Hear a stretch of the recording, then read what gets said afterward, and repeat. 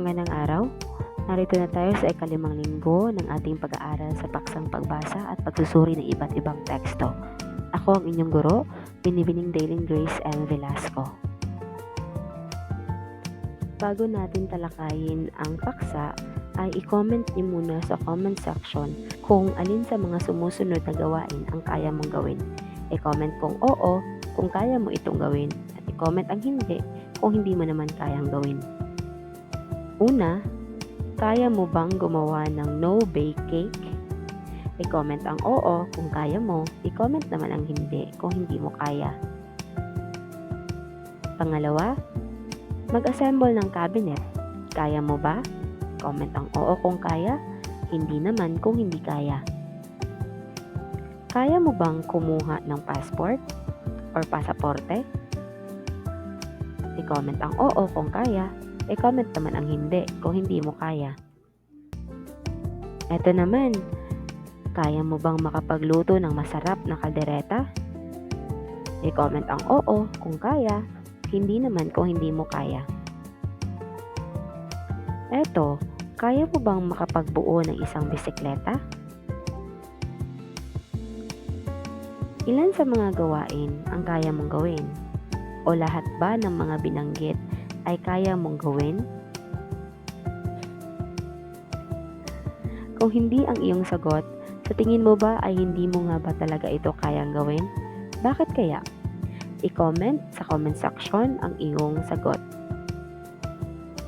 Sa paggawa ng mga bagay, meron tayong sinusunod, katulad na lamang ng doityourself.com. Ito ay isa sa mga nangungunang website na tumutulong sa mga nais magkumpuni at magpaganda ng sariling bahay. Sa pamamagitan nito, ang mga tao ay hindi na kumukuha ng mga ekspertong sinusweldohan. Ang doityourself.com ay pinarangalan ng Time Magazine bilang one of the top 50 sites in the world.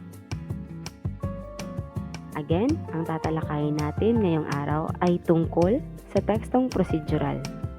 Layunin, nabibigyang kahulugan ang tekstong procedural. Natutukoy ang katangian ng iba't ibang tekstong binasa. Naiisa-isa ang mga uri ng tekstong procedural at nakasusulat ng halimbawa ng uri ng tekstong tinalakay. Ano nga ba ang tekstong procedural? Isa itong uri ng teksto na nagbibigay ng impormasyon kung paano isagawa ang isang bagay o gawain. Ipinapakita ang mga impormasyon sa kronolohikal na paraan. Ano nga ba ang kronolohikal? Ito yung pagkakasunod-sunod. Mayroong sinusunod na pagkakasunod-sunod. Layunin ng tekstong procedural na magbigay ng panuto sa mga mambabasa para isagawa o maisagawa ng maayos ang isang gawain. Meron tayong mga uri ng tekstong procedural. Una ay ang recipe o paraan ng pagluluto. Itong recipe, ito yung pinakakaraniwang uri ng tekstong procedural. Alam nyo kung ano ang recipe. Nagbibigay ito ng panuto sa mga mambabasa kung paano magluto. Kailangan sa recipe ay malinaw ang pagkakagawa ng mga pangungusap. Maaari rin magpakita ng mga larawan. At alam ninyo na mas maganda kung ang recipe ay mayroong larawan, lalo na yung mga recipe na nanggaling sa ibang bansa. Halimbawa na lamang, pagluluto ng sinigang na manok. Sa recipe, nagtataglay ito ng ingredients o mga sangkap at mga instructions sa kung paano lutuin. Pangalawa, panuto o instructions. Ito ay naggagabay sa mga mambabasa kung paano maisagawa o likhain ang isang bagay. Halimbawa na lamang, panuto sa pagsusulit or pagsusulit sa pagsulat ng sanaysay. May mga binibigay na panuto ang guro, kaya nararapat na basahin ng maayos muna kung ano ang nakasulat sa panuto para hindi magmali sa paggawa ng gawain. Number 3. Panuntunan sa mga laro. Sa Ingles, mga mechanics sa mga laro. Nagbibigay ito sa mga manlalaro ng gabay na dapat nilang sundin. Halimbawa, panuntunan sa larong sepak takraw, mga mechanics sa paglaro ng basketball, at iba pa. Number 4, manual. Nagbibigay ng kaalaman kung paano gamitin, paganahin, at patakbuhin ang isang bagay. Karaniwang nakikita sa mga bagay na may kuryente tulad na lamang ng computers, machines, at mga appliances. Halimbawa dyan, manual sa pag-assemble ng computer o manual sa pag-assemble ng bagong bili na electric fan. Number 5. Mga eksperimento. Sa eksperimento, tumutuklas tayo ng bagay na hindi pa natin alam. Karaniwang nagsasagawa ng eksperimento sa isang siyensya, kaya naman, kailangan maisulat ito sa madaling maintindihan na wika para matiyak ang kaligtasan ng magsasagawa ng gawain. Halimbawa na lamang ng eksperimento ay kung paano nakakaapekto ang iba't ibang uri ng ilaw sa paglaki ng halaman. Ika-6, pagbibigay ng direksyon. Mahalagang maibigay ng malinaw para makarating sa nais na destinasyon ang ating ginagabayan. Halimbawa na lamang, pagtuturo sa direksyon ng isang lugar.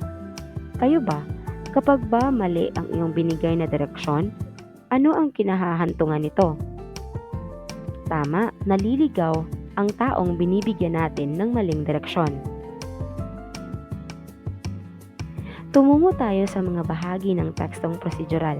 Una ay layunin, sunod ay mga kagamitan o sangkap, hakbang, at ang panghuli ay ang konklusyon o evaluasyon. Una ay ang layunin. Tumutukoy ito sa kung ano ang nais mong maisagawa pagkatapos ang gawain. Tinutukoy rin ito ang dapat maging resulta ng susunding procedure. Ang layunin ay laging sumasagot sa tanong na paano.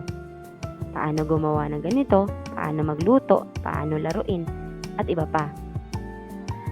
Pangalawa, mga kagamitan o sangkap. Dito papasok ang mga kagamitan na dapat gamitin para maisakatuparan ang gawain. Sa recipe, halimbawa, di ba, nasabi ko na ang recipe ay nagtataglay ng lista ng mga sangkap. Kailangan mong ilista ang lahat ng sangkap upang maihanda ng mambabasa ang kanilang ilalahok sa iluluto. Pangatlo, hakbang. Ito ay serye o pagkakasunod-sunod ng mga procedure. At ang panghuli, konklusyon o evaluasyon. Nagbibigay ito ng gabay sa mga mambabasa kung sa paanong paraan nila maisakatuparang mabuti ang isang procedure. Naintindihan niyo ba ang tungkol sa tekstong prosedural? Magaling! Maraming salamat sa pakikinig.